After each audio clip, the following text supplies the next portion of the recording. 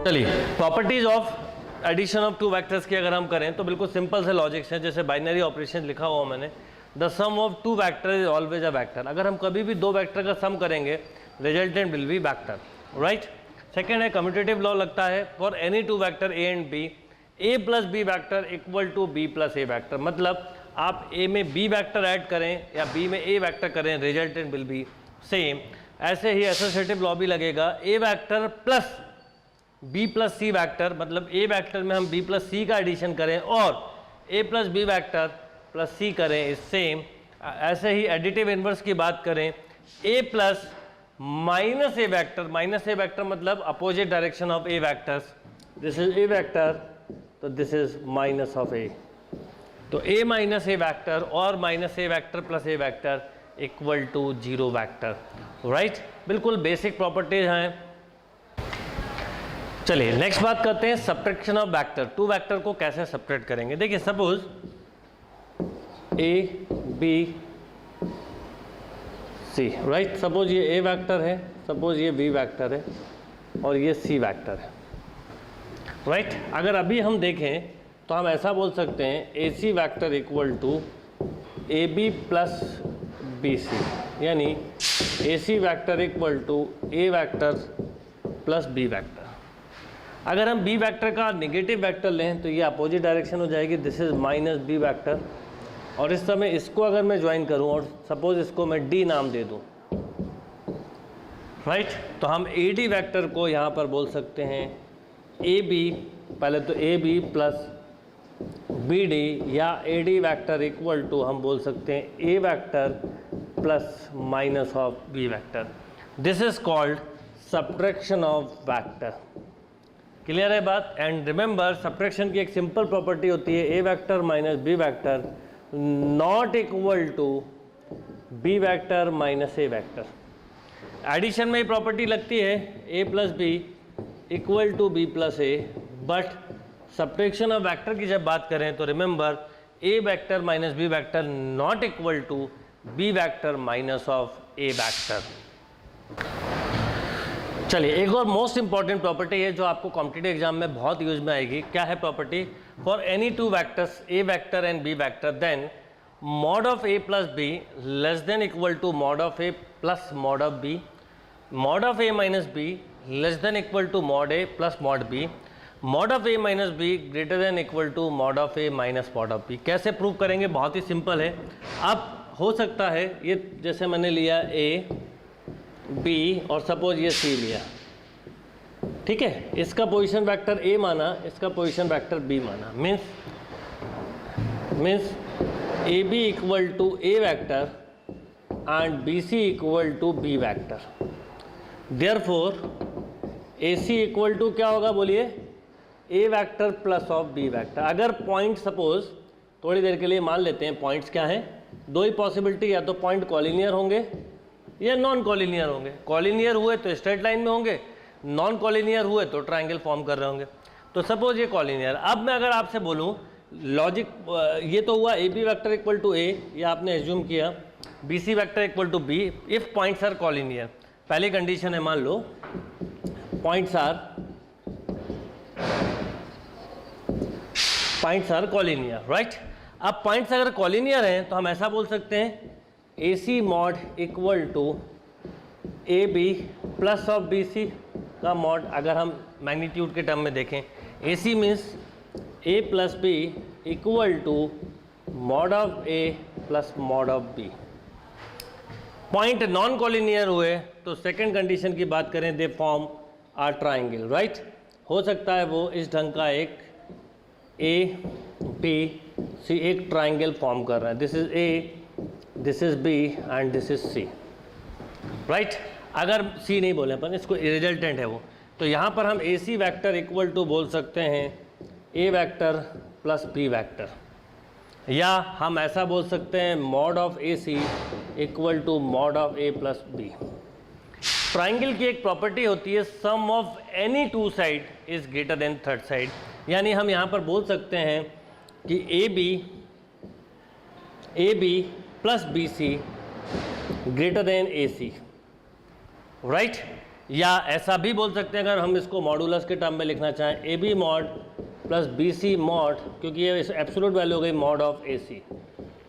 इसका मतलब इससे एक कंडीशन हमें और मिल गई कि a प्लस बी, इसको हम चाहें तो इक्वेशन 1 दे दें, a प्लस बी का mod is greater than mod of a plus B.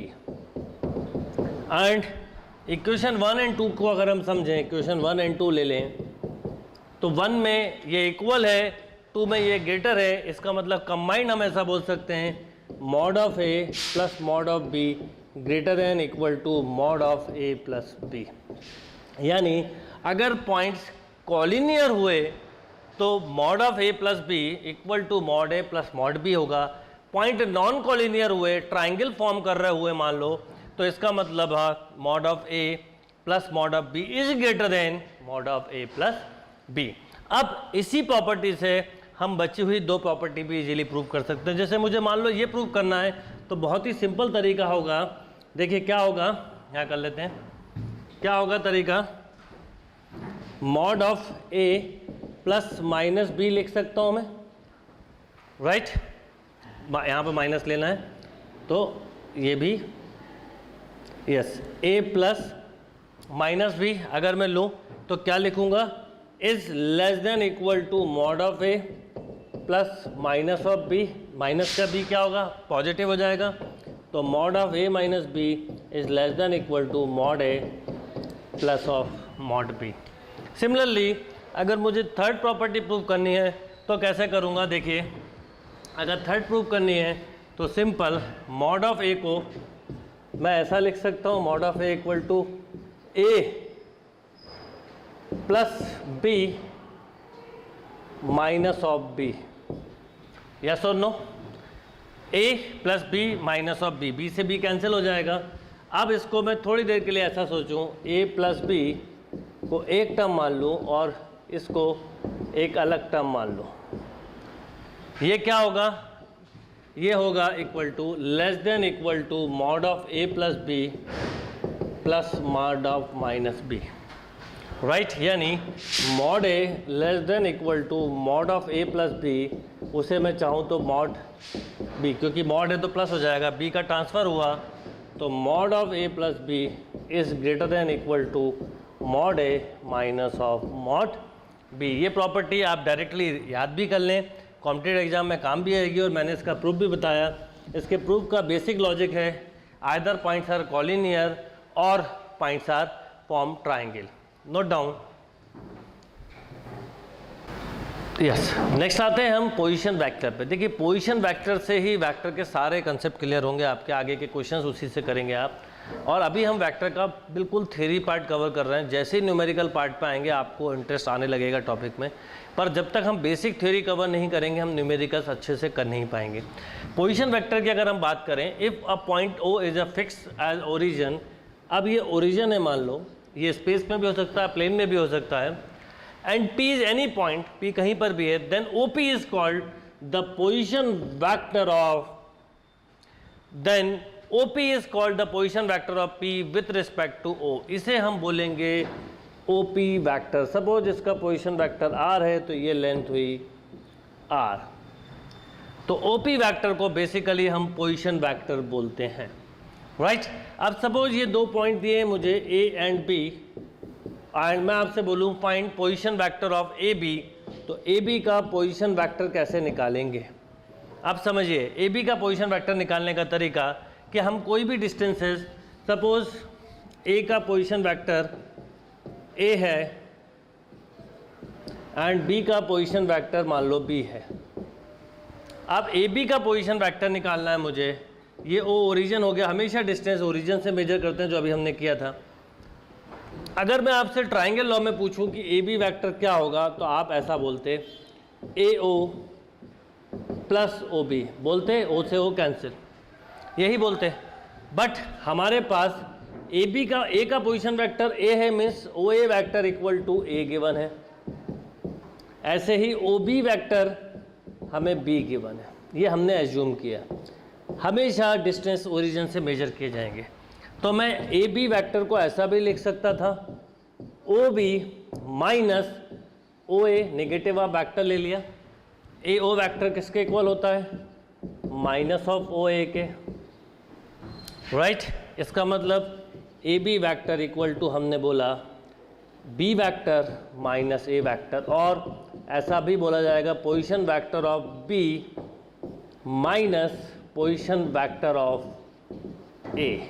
यानी जब भी किसी का पोजीशन वैक्टर निकालना है, जैसे मैं बोलूँ position vector of B C निकालें, तो simple position vector of C minus position vector of B, या तो ऐसा लिखें या डायरेक्टली आप ओ सी माइनस ओ बी भी लिख सकते थे, right. Position vector of suppose A C निकालना है तो ओ सी माइनस ओ ए, और ऐसा भी बोल सकते थे position vector of C minus of position vector of A, position vector of A. Note down.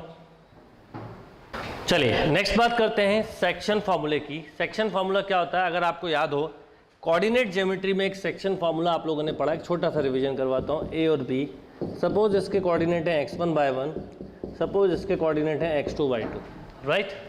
P is any other point divided in the ratio m1/m2, आपने डेफिनेटली ये फॉर्मूला पढ़ा होगा।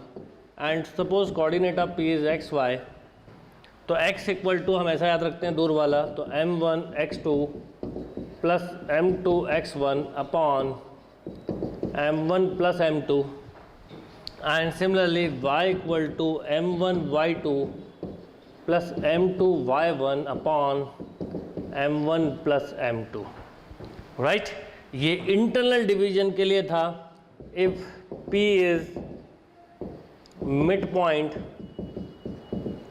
Of A B then x equal to, ये इसलिए revise करवा रहा हूँ, बिल्कुल इसी तरह का है ये, x1 plus x2/2 and y equal to y1 plus y2/2, right. ये इंटरनल डिवीजन की बात थी। जब हम एक्सटर्नल डिवीजन लेते हैं, सपोज ये A है, ये B है, ये P पॉइंट है जो m1 बाय m2 के रेशो में डिवाइड कर रहा है, and coordinate of A is x1 y1, coordinate of B is x2/2 and coordinate of P is xy।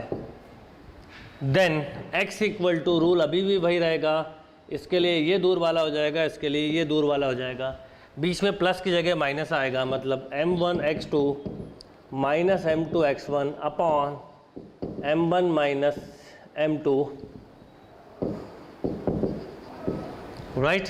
And similarly y equal to m1 y2 minus m2 y1 upon m1 minus m2। ये आपने 2D में पढ़ा हुआ, internal division, external division. अब section formula for vector की अगर बात करें हम, तो वेक्टर में भी कुछ वैसे ही लॉजिक लगते हैं जो कोऑर्डिनेट में लगते हैं। सपोज आपको, अब यहाँ पर सारा कंसेप्ट पोजीशन वेक्टर के साथ लेके चलते हैं। Suppose 2 points are given, let A and B with position vector A and B, right. एक चीज़ याद रखिएगा, पॉइंट जब भी लिखें तो कैपिटल लेटर में, पोजीशन वेक्टर जब भी लिखें तो स्मॉल लेटर में। Suppose 2 points A and B with position vector A and B, O is origin, right। इसी के साथ निकालते हैं पोजीशन वेक्टर, ये A हो गया and this is B, and P is any other point divided in the ratio m1 by m2 internally, and let position vector of P is R। ये हमने एज्यूम कर लिया, ये गिवन होगा, ये एज्यूम कर लिया। Then position vector of P, बोलिए क्या होगा, वही सेम रूल अभी भी लगेगा, यानी आप बोलेंगे m1b vector plus m2a vector upon m1 plus m2। Suppose if P is mid point, ये केस नंबर 1 की बात कर रहा है इंटरनल डिवीजन की, फिर 2 पे आएंगे, तो OP वैक्टर और R वैक्टर इक्वल टू होगा A प्लस b/2, OP और R वैक्टर इक्वल टू होगा A प्लस b/2। सेकेंड हम बात करें एक्सटर्नल डिवीजन के, तो फॉर्मूले में केवल माइनस का चेंज आएगा। ऑब्वियसली डायग्राम चेंज होगा, पर आप डायग्राम ना भी बनाएं तो भी चलेगा। m1b vector minus m2a vector upon m1 minus m2, O P vector equal to R vector equal to M1B minus M2A upon M1 minus M2। इस समय अगर हम इसके डायग्राम के बारे में सोचें तो कुछ ऐसा होगा, ये A ये B, ये सपोज P पॉइंट है, M1 बाय M2 इसका पोजीशन वेक्टर A, इसका B, इसका C। सारी कैलकुलेशन हमेशा ओरिजिन के साथ की जाती है, ये बिल्कुल दिमाग में बिठा लें। ये R है, ये B है, ये A है, राइट। तो सेक्शन फार्मूले से, बेसिक ऑफ एडिशन सब्ट्रैक्शन से हम कई सारे क्वेश्चंस कर सकते हैं। अब वेक्टर अलजेब्रा के एडिशन, सब्ट्रैक्शन एंड सेक्शन फार्मूले बेस्ड क्वेश्चंस करते हैं, जिससे थोड़ा आपका कॉन्फिडेंस आएगा। फिर हम थ्योरी पार्ट को कंटिन्यू करेंगे, linear combination, linear independent, linear dependent, ये सब क्या होता है, ये भी थ्योरी पार्ट का ही एक पोर्शन है, पर ये हम पहले कुछ क्वेश्चंस करें, उसके बाद इस पोर्शन को कवर करेंगे। चलिए अब हम एग्जांपल्स पे आते हैं, फिर उसके बाद रिमेनिंग थ्योरी पार्ट पे जाएंगे, फिर प्रोडक्ट ऑफ वेक्टर्स पे जाएंगे। देखिए एक क्वेश्चन मैंने क्या लिखा है, C vector equal to 3a plus 4b vector and 2c vector equal to a minus 3b, then show that c vector and a vector are like vector and also proof mod of c is greater than mod of a। याद रखिए यहाँ पर like vector लिखा है, like की जगह यहाँ पर पैरेलल वैक्टर भी लिख सकते थे और कॉलिनियर भी लिख सकते थे, ये तीनों एक ही बात है। अच्छा आपको ये सब्जेक्टिव क्वेश्चन है इसलिए शो डैट लिखा, ऑब्जेक्टिव होता तो रिलेशन बिटवीन ए एंड सी पूछते। अब कॉलिनियर, पैरेलल और लाइक वैक्टर की कंडीशन मैंने आपको बताई थी। अब जैसे ए और सी में बोला है तो A vector equal to lambda times of C vector होना चाहिए। ये लाइक वैक्टर, पैरेलल वैक्टर और कॉलिनियर वैक्टर की कंडीशंस होती हैं, right. Like vector, parallel vector और कॉलिनियर वैक्टर की कंडीशन होती है। अब यहाँ पर अगर हम बात करें सी और ए में रिलेशन बताना है तो सबसे पहले सी वैक्टर इक्वल टू दिया है 3a प्लस 4b, इसको 1 दे देते हैं। एक दिया है 2c vector equal to a minus 3b।